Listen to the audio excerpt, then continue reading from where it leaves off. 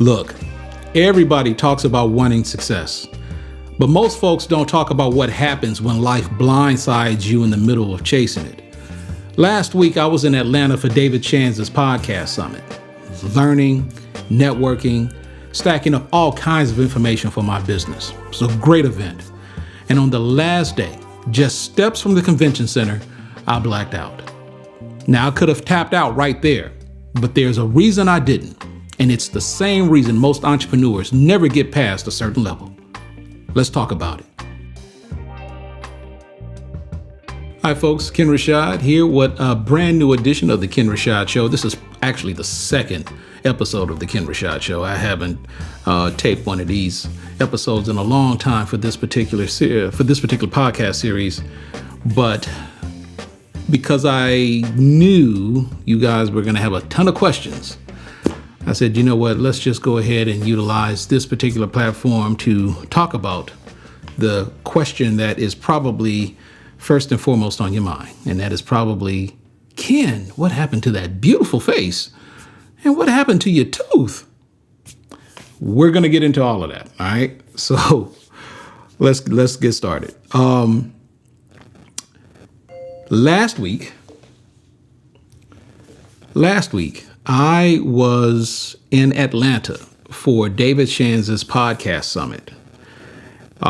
It was a magnificent event, and I was fortunate enough to be a part of a VIP experience that included 2 additional days, which were prior to the Thursday and Friday dates where the main event was actually held.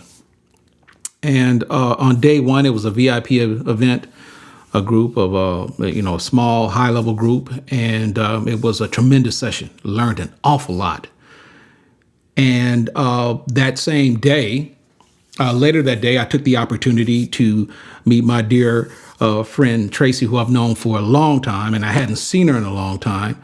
I consider her a big sister, and had an opportunity to go to Marietta to visit her and her mother.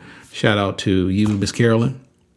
And it was just a tremendous first day and racked with a lot of value and so forth. The second day was another closed group, a little larger, but it was also an event designed for those of us who are part of a particular community associated with David Chan's. And again, it was another value-filled day. And it was on that particular day that, it was the second day that I had an opportunity to visit my dear friend Tracy. So I'm getting my days fixed up, but I'm kind of getting to all of this. So just bear with me for a moment because a lot happened. And believe me, the story gets better. So needless to say, I was staying approximately 2 blocks from the podcast summit and 2 blocks from where the actual venue was, where the event was taking place. Why is this doing this? Okay. And I decided to, when I made my initial plans, was to be there as close as possible so that I wouldn't have to necessarily rent a car, whatever the case may be. I could just simply walk back and forth from this Atlanta Convention Center where the event was held to my hotel. And on Wednesday night, and I'm not going to put the location, but for those of you who've been to downtown Atlanta, you probably know that there is a very hilly part. Parts of of downtown are like very hilly. And sometimes you got to walk up some pretty steep streets or walk down some pretty steep streets and so forth.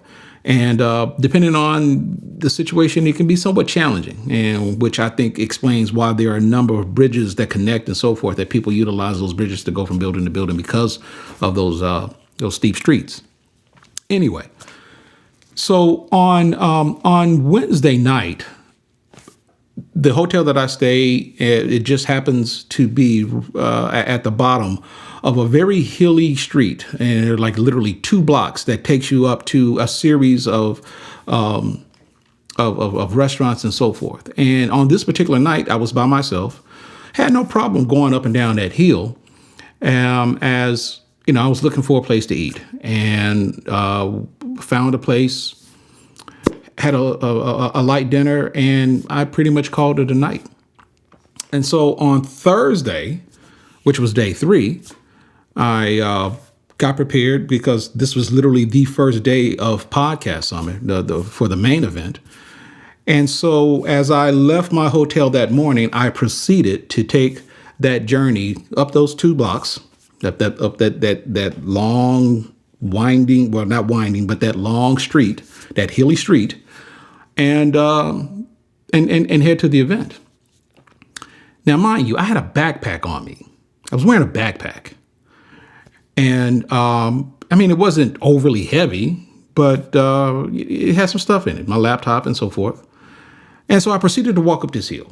One of the most unforgettable HBCU football games I ever attended was in 1980.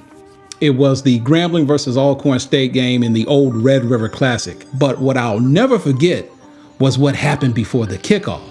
One of the bands was playing the national anthem. Everything was still, everyone was at attention. And then it got to that last line. And the home of the... Before they could finish, the entire Alcorn crowd yelled, "Praise!" I had never seen anything like that before in my life. For the folks at Alcorn, it's tradition. And that moment stuck with me. And it's one of the many reasons why I wrote the book, HBCU Sports 101, a guide to understanding Black college athletics. It's not just about stats and scores. It's about the stories, the culture, and the people who shape the HBCU sports tradition. You can get your copy now at KennRashad.com, where you can purchase signed bundles, the ebook, and more. Or if you prefer, it's also available on Amazon, Barnes & Noble, and other places where books are sold. Just click the link in the description below, whether you're watching or listening. But if you love the culture, this book is for you. And by the time I got to the first block, I was winded and I was somewhat disoriented, and I literally had to stop and pause and just kind of catch my bearings and kind of take a moment to kind of come to. And I immediately said to myself, wow, this backpack is pretty heavy, and it's a challenge trying to get it up, walk with it up this hill. And so I paused, and then after I felt okay, I proceeded to continue the journey up to the next block, up to the next street, which is continuing the incline. And I finally made it. And so when I got to that top street, or to the street that I needed to be on, again, I was winded. But I'm thinking, okay, I'm good. And I got into the building, proceeded with taking in all of the breakout sessions and the events, and everything was just fine. No problem whatsoever. And it was later that afternoon when I met with my line brother, and we had dinner, and I was explaining to him what I was experiencing. I was like, man, I was going up this hill, had that backpack, boy, I had to pause, and it was huffing and puffing. And he jokingly said, well, you getting old. That's what it is. And I'm thinking, whatever, and we laughed it off. But I even said to myself at that moment, I said, you know what? I'm not bringing all of this stuff with me on tomorrow morning. I'm taking some of this stuff out, so I won't have to deal with this problem again. And that's exactly what I did Friday morning, which was the final day of the event. And so, and it needs to be, and again, I want to remind you all that a couple of nights ago, again, I walked up that same street with no problem whatsoever. I had absolutely no problem walking and up and down that street. I wasn't winded or anything like that. I found the restaurant that I wanted to eat, and obviously there was no backpack, but everything was fine.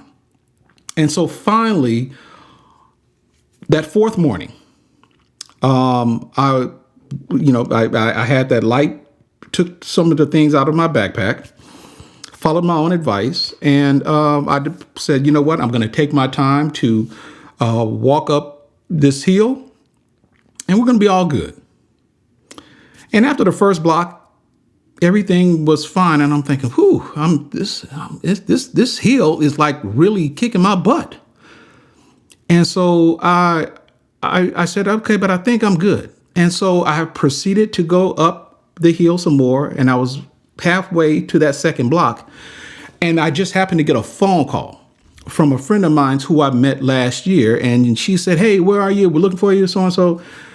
And I eventually started getting disoriented again. I was even really winded. And so it was at that moment I said, okay, let me call you back. And she said, okay, fine. By this point, I stopped and I'm looking, I need to hold on to something. And I'm thinking, this is not getting any better.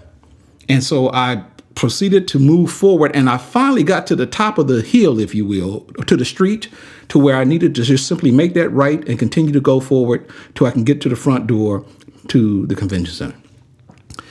And then after realizing things weren't getting any better, I'm disoriented. I mean, I can barely keep my balance. And I knew it was just simply a matter of time before I would fall.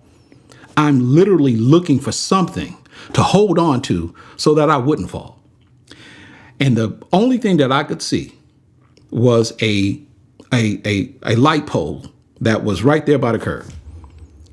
And I proceeded to head towards that pole. And apparently I didn't make it. And it was at that moment where I blacked out. And apparently when I blacked out, I hit face first. I literally went face first. And when I came to, all I know is that I was in the street near the curb, surrounded by Atlanta Police Department, Atlanta PD, and paramedics saying, sir, are you okay? Are you okay? Sir, can you get up? And I'm thinking, what is going on here? What just happened? And I'm thinking, is this, and it was loud, and you can hear sirens and people, and I hear people saying, oh my God. And I'm thinking, are they saying, oh my God, about me? Is it me? And I'm, traffic is back down. I'm like, is this really happening because of me? Yeah, it's happening because of you. And they're saying, sir, can you get up? I'm like, look, just, I want to get up. I need to get up. And they said, well, no, we need you to put your knee up to your chest before we let you go. I'm like, I put my knee up to my chest. I said, I'm good. I just need to get up. Got to go where I'm going.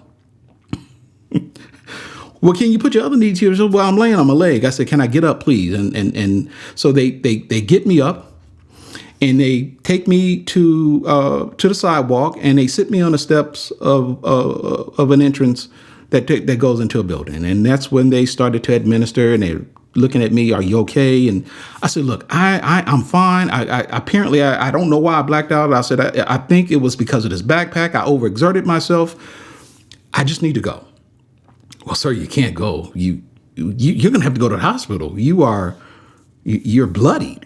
You got blood all over your mouth and your nose. And I'm thinking, what? And I'm looking and looking, there's blood, and there's blood all over my shirt. And I'm thinking, this is really happening.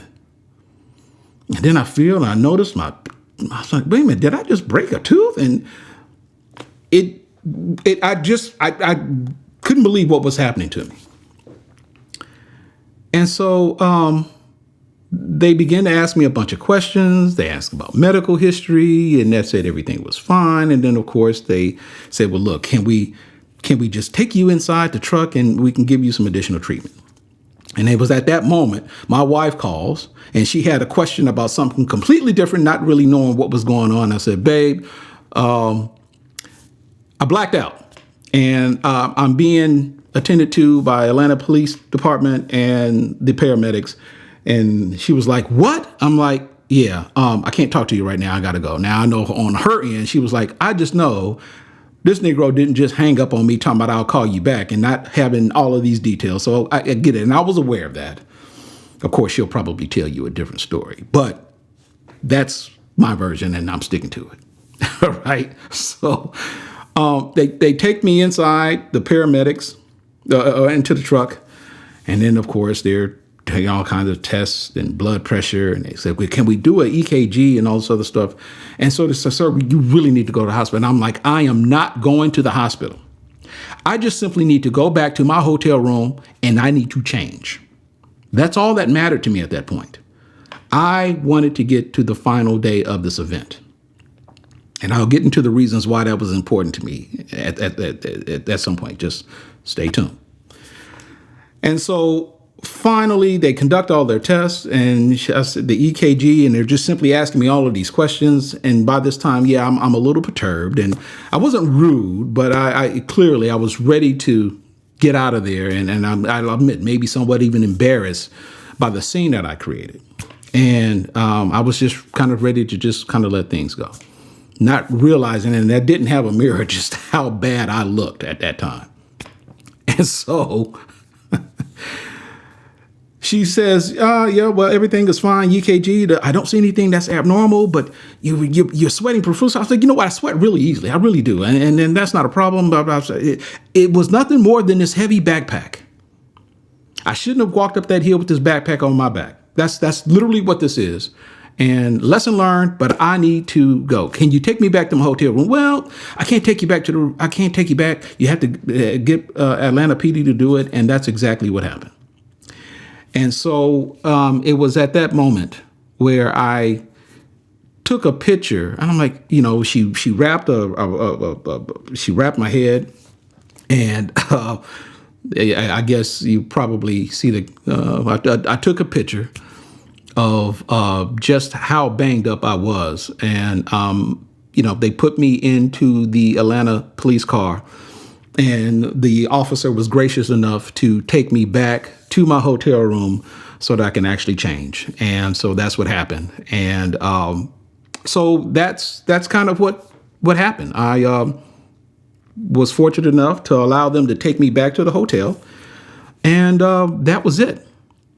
I needed to change clothes. I had to get to that conference. That's all that really mattered to me at that point. And the reason I made that call, right or wrong, is because I've always believed something people have told me for years. And that sometimes to get something, you have to go through something. And sometimes the things you go through aren't pleasant. They're not planned.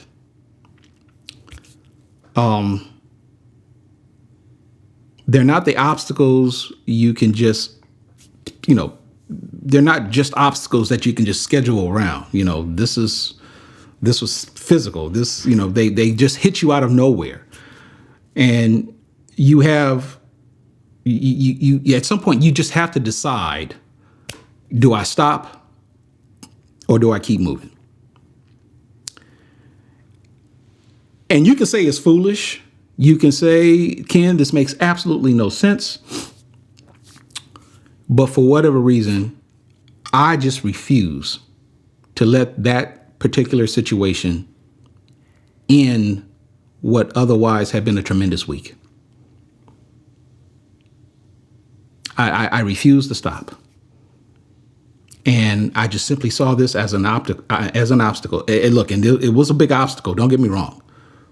And I'm guessing in the greater scheme of things, it would have been okay and even justifiable for me to just simply say, you know what? I'm going to go to the hospital. I'm going to let them take me to the hospital. But I wouldn't, because I knew you take me to the hospital. Don't know which hospital I'm going to. I don't know Atlanta that well. But by the time I get out of the hospital, the day is going to be over and I'm going to miss this event. And I don't want to miss this event. And given how I feel right now, I feel that I'm strong enough to be able to go the rest of this day.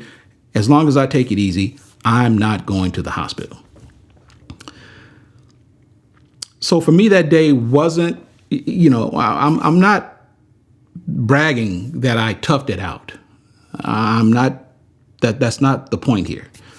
But for me, it was about finishing something that I started. It was, to some degree, honoring the reason that I was in Atlanta in the first place. And that may not make a whole lot of sense to a lot of people, but for whatever reason, it was important to me. I had come on this trip to learn. I came on this trip to grow. And my intent was to gather information that could help me serve my audience and build my business. And I wasn't going to let an unexpected setback even one as serious as blacking out in the streets of downtown Atlanta, robbed me of that commitment.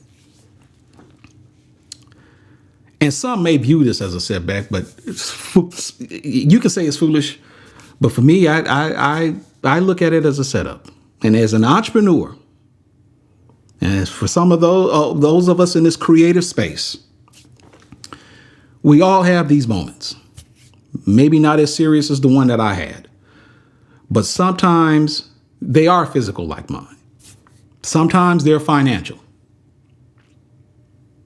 Sometimes they're emotional. Sometimes it's all of the above. But here's the truth.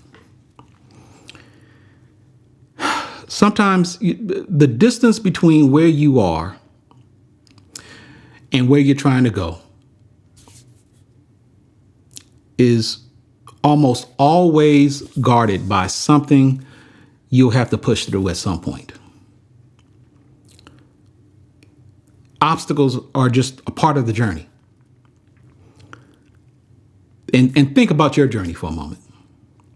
You know, how many times have you had to plan, or you've had a goal or a vision, and then out of nowhere something blindsided you? Most people may see that as a stop sign. The few who succeed, they see it as a speed bump. It slows them down, but it doesn't end the trip. And for whatever reason, that morning, going to the convention center in Atlanta, I guess that was my speed bump. I get it. It was a big ass speed bump. I get that. And I had two choices.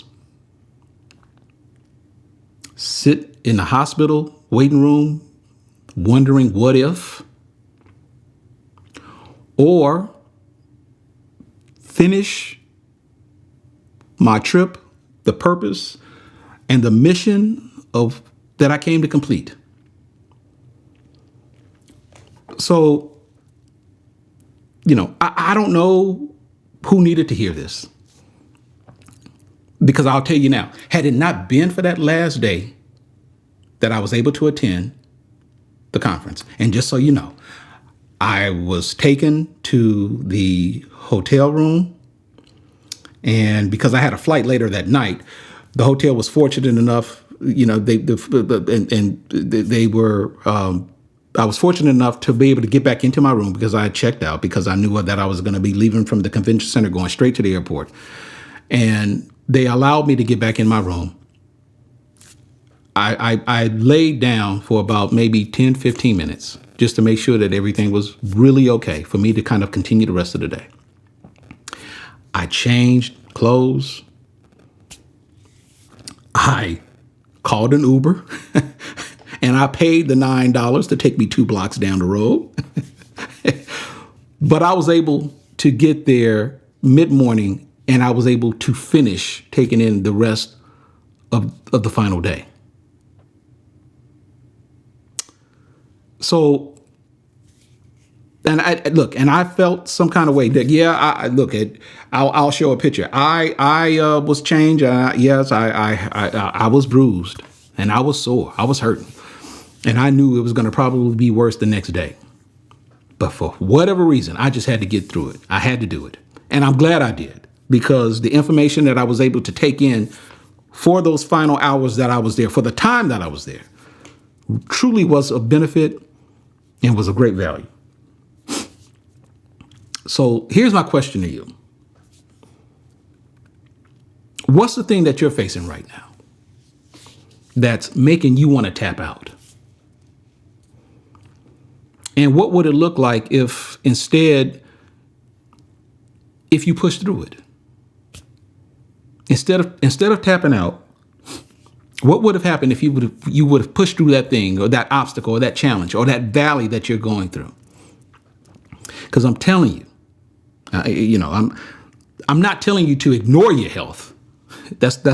I'm not telling you to ignore your safety or your well-being, but I am telling you that challenges have a way of working on you. and not just happening to you. And sometimes, as I stated earlier, sometimes to get something, you have to go through something. And if you've had that moment before, I want you to drop it in the comments. Let's talk about it. Let's share what you've learned from it. And it might even help me. Because your breakthrough might be sitting on the other side of that obstacle that you're staring at right now. Your breakthrough may very well be on the other side of that obstacle. And all you have to do is just either go around it or even go through it or whatever the case may be. But if you're an entrepreneur and this platform is about entrepreneurship, you know exactly what I mean. And there may be a ton of you or a number of you who probably have come across a particular situation that you weren't expecting and you tapped out, only to realize that it probably wasn't as big of a deal as you thought it was. Maybe it was who knows what it could have been. But I guess the point that I'm trying to make is that sometimes many of us are looking for perfection. They want things to be perfect. And I am not judging here. I'm speaking from experience. And that a lot of times we want things to be perfect and the atmosphere and the conditions to be perfect in order for us to take that first step. And I'm just simply telling you, those that actually succeed, when they take the initiative to do something, circumstances aren't always perfect or ideal. I really hope that you get something from this. I don't know who needed to hear it, but for whatever reason, I felt the need to share it. And as I stated previously, had it not been for that final day of going to Podcast Summit, I probably wouldn't be making this video. Okay? So I hope you enjoyed this edition of the Kenn Rashad Show. If you would, please subscribe to the channel. And until next time, God bless you.